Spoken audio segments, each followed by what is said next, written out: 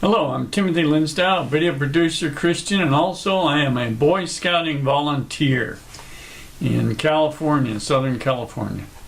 And we've got a great story for you having to do with life-saving and scouting.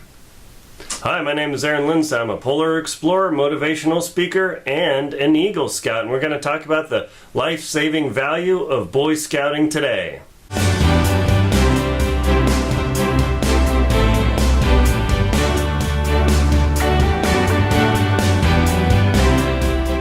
There are a number of programs in Boy Scouting. We have Cub Scouts, Boy Scouts, Explorers, Ventures, Sea Scouts. These are all different programs of Boy Scouting. Lots of scouting, huh? Lots of stuff. And today we have a story from the Atlanta Journal-Constitution about the valiant effort of an Explorer Scout. Now, Explorer Scouts belong to specific organizations like police departments or fire departments, and they're trained in those areas. Mm-hmm. And this particular scout, his name is Mario Alexander, a 17-year-old. Cool. Let's show everybody a picture of Mario Alexander, and we'll show why Mr. Mario Alexander is important to this story. Check this guy out. He looks sharp. I like it. So not only is he in the law enforcement part of this, but he has also learns life-saving techniques that he used in this particular situation. He works at a Target store, and he gets this call that there's an emergency, that a thief, robber, had apparently stabbed two of his fellow workmates at Target. Yeah, well, he, can't believe that. He immediately sprang into action and went and rescued both of them. They were both bleeding from severe wounds, one from a severe injury to his arm, and he immediately used his Target shirt to make a tourniquet to prevent any further blood loss, and then I think a neck wound on the other person that he also worked on. Now you can see he didn't have any first aid equipment. He used just what he had, and that was the great part about the training. He used what he had to save these two people, either from further injury or something even worse. Mm-hmm. Yeah, Mario Alexander. He's 17 years old. So this guy is just a 17-year-old kid. You know, you might pass by him on the street and think, what's the big deal? You know, I'm sure you wouldn't even think about him, but this young man, these people are working at Target. I don't know how many people work at a big Target store. A couple hundred, probably? Yeah. Oh, yeah, easily. And you just cruise along, doing your daily thing, and all of a sudden, the story wasn't very specific about when the robber broke in or whatever, but somehow the dude pulls a knife out and starts hacking up these poor Target workers. And the call goes out with their little earpieces. They've got the microphones, and I always wondered why stores have microphones, and like, now I kind of know, because I don't work in retail, so that was pretty wild. And of course, the Target shirt is red, so not that's a positive, but like, actually one of the things they teach you in first aid is try and reduce the trauma of the patient, right? Right. It's to keep them calm, keep them chilled out. Man, this guy had the presence of mind to immediately go over there and see what he could do to help, and everybody else is like, oh, what do we do? Blam! Boy Scout comes into action. Right. All of the programs have first aid as part of them, which is really very important. Even the Cub Scouts learn basics, and all the way through. An interesting point, too, about the Explorer program is with the Ventures and the Sea Scouts, they are co-ed programs. Now, some of you have never heard that their Boy Scouts are allowing girls now into the program. The two programs that they're allowing that is in Cub Scouts and Boy Scouts. These three older programs of Explorer, Venture, and Sea Scouts are ages from 14 to 21. Oh, 21? Really? Yes. Oh, okay. And they have allowed girls or had co-ed programs for over 30 years. Wow. So 1990. So yeah, it's not new for that. Sure. So this young man, everybody's like, "Oh gosh, what did you do?" And Mario Alexander, bam.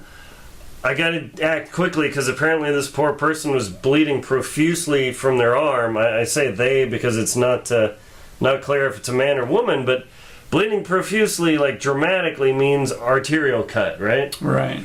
Right. And so, of course, you've got a main artery that goes down your upper arm, and then I think it splits, or there's another one. Sorry, I'm not a doctor, but all I know is if you're cutting and blood's just pouring out, you don't have a lot of time. I mean, it's a major deal because you're going to say what they call bleed out. And, you see that in movies. But when it's happening to you, all of a sudden you're like, man, I'm going to die just from this little thing. Now, I have somebody here who has actually had an injury where he nearly died from a cut. What was your experience when that happened to you? What was the story? Yes, I went out on my patio one day and I had this old fishbowl sitting on a table, and I leaned back on the table and the table collapsed.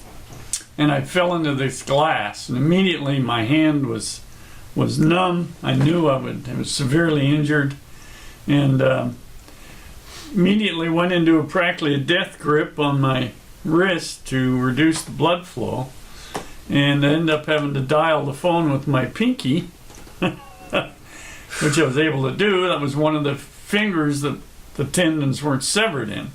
Give you an idea how bad that was. So I have an idea what that trauma was like. Seeing a lot of blood and injuries. And oh, yeah. Not like a little cut in the kitchen. We're like, oh, geez. But, I mean, real scary amounts. Now, imagine you're here, you've cut your hand, you're bleeding all over. And were your hands completely covered in blood? Well, it was quite a bit. Yeah. Let's put it that way. So, have you ever gotten your hand wet and tried to use your phone? Think about this. Yeah. And you're covered in thick, sticky blood. And when my hands get wet, my phone just like, hey, I'm not working. So imagine gooey conductive blood. I know it's horrific. All over your phone. Are you going to be able to dial? Maybe not. I don't know. Maybe if they have the Apple Watch, help! Yeah, I didn't have a smartphone, so... No, you had an old school phone. Touch dial phone. Yeah. I suppose there was an advantage to that. Yep. Yeah, so Mario, now, the article said that he applied a tourniquet to one victim and then applied pressure to the neck wound on the other. So where this criminal did, he was like hacking these poor people up with a knife. Now you say immediately, did you hear the word tourniquet? Right? Yeah. Now, what was our old training on tourniquets? Well, of course, number one, you couldn't put a tourniquet on somebody's neck. Yeah. The other thing, using a tourniquet has to be very traumatic because you're cutting off blood flow to an extremity, which can damage the extremity. So it's a matter of what's the worst thing. And losing blood is going to be the worst thing, that he could bleed out and that person die. And so that's really how critical this is, how critical the tourniquet is. Yeah, interestingly, it used to be, I remember in my Boy Scout training, they're like, do not use a tourniquet unless it's the absolutely last possible thing you can do. But I noticed now, like with the military training, and I watched this police video where an officer was involved in a shooting and he got shot, and immediately they got out a tourniquet kit and immediately just get that thing on, tension it to stop the blood. And I know the latest medical training I've received from Knowles, the National Outdoor Leadership School, and through the Boy Scouting, they say, yeah, if you think it's dramatic bleeding, they actually seem to go for the tourniquet quite immediately, rather than trying to mess around. Like, no, let's just get that going, get the blood loss stopped, because the longer the blood loss happens... Right. Yeah, I mean, what happened? Did you start to feel lightheaded? What was your feelings when that happened? Well, fortunately, I didn't, or if I nicked an artery, it was not really bad. And it was enough that I could control it. So I really don't recall being dizzy. Mm-hmm. Did you start to get sleepy? Other than the trauma, not really. Yeah, but the shock? Yeah, it's the trauma of the event. Mm-hmm. Yeah, so interestingly, this article says the article is in the scouting, right, up to the test, and says Mario's training as a law enforcement explorer involves more than just learning about police work. Law enforcement explorers learn first aid techniques, including how to apply a tourniquet to wounds that might otherwise be fatal. So just imagine, like, oh, those Boy Scouts, what's a big deal? You know, it's a bunch of little kids in neckerchiefs wandering around. And then maybe you made fun of them, you think, what's the big deal of the value of that program? And then some freakazoid comes into your workplace wielding a knife, or a kitchen knife, it didn't even say. You know, a kitchen knife, everybody has a kitchen knife, right? And starts attacking people. And the only guy in the entire store, at least the impression was, that knew what to do was some guy who was an explorer post in Boy Scouts and literally saved these people's lives. Right, he fell back on his training, and that's what's so important. I've spoken to many people, many adults years later that say, I remember that, what I learned in Boy Scouts. Very basic ways to save people. They weren't complicated. There were things that you could apply, and it made this scout confident. Didn't run away from it. He ran to it and ran into the problem. It very well could have been this person, but unfortunately, this person had ran away, and he was later apprehended. Fortunately. Oh, he was. Oh, good. Okay, bring him to justice, scumbag. Okay. So the thing here is that Boy Scout program, and I know it's in the news and financial issues and the gender thing is like, oh my gosh. But you look at the fundamentals of the program, regardless of what's going on the outside and maybe the inside, but the fundamentals of the program is it prepares you for life, for any of the myriad situations, because this is like a freak thing that happened, but none of these couple hundred people who woke up that morning to go to work thought, hey, I'm going to go to work today and some maniac's going to hack us up and I might be that poor person who gets chopped up. Well, you said a thing about preparing people. It gives youth a leg up in starting in life, and that's a big part of this. The scouting motto is be prepared, and that goes through the entire program. And that's what it's about. You're training youth to be prepared for life in multiple ways. Right. I mean, I know in high school I didn't learn how to apply a tourniquet, how to apply first aid to splint a wound, to broken finger, leg, maybe neck injuries or spinal injury.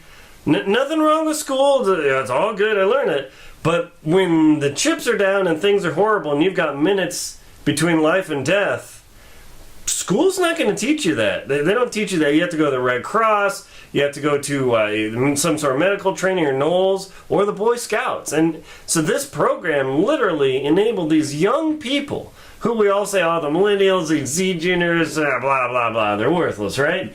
And yet the same people are, they're worthless when you're cut and bleeding and you don't know what to do. And this Boy Scout shows up and saves your life. All of a sudden, That's a big deal. Yeah, it's a big deal. So just to give you an idea of this young man, Mario Alexander, if you want to talk about a hero, let's see if maybe I can put the picture closer. Come on, camera. Yeah, there you go. There you go. So when people talk about heroes and giving out medals and participating in an event or I was a victim, this dude was a hero. Yeah. He ran into danger. He didn't know what was going on, but he decided to go anyway to save two people's lives. All the difference. One thing to remember in this program, no matter what you hear in the news and the carrying on, the program itself is the same. Any organization can reach up and take that program off the shelf and apply it to their youth immediately. Yeah, there is nothing like it in the world. I was climbing Kilimanjaro, I ran into a couple scouts from Kenya, and I told them, I'm an Eagle Scout, and they're like, dude, can I get a picture with you? I was like, I didn't realize that. So the whole concept of this story is, what is the life-saving, I'm reading my notes, what is the life-saving value of scouting? Is literally this young man saved these two people's lives because he knew what to do with proper training in the scouting program. It's great stuff. Give it some thought. donate to them, help them out, support them. Yep, absolutely. My name is Aaron Linsdau. I'm a polar explorer, motivational speaker, and Eagle Scout. And I'm Timothy Linsdau, video producer, Christian, and a scouter. Please like and comment on our video. Subscribe to the channel below. Please support us on PayPal, Venmo, and Patreon. Thank you very much for watching. Thank you.